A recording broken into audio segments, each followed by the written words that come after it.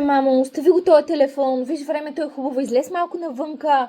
Хайде, остави го този PlayStation, остави го този телефон. Това са проблемите днес и ги чуваме 3 години, защото ние сме създателите на книгите Смях с децата, книги за хубаво време с деца и се чуваме с много родители и баби, които ни се оплакват, че критикуват децата да си оставят екраните, но за съжаление нямат идея какво да им предложат.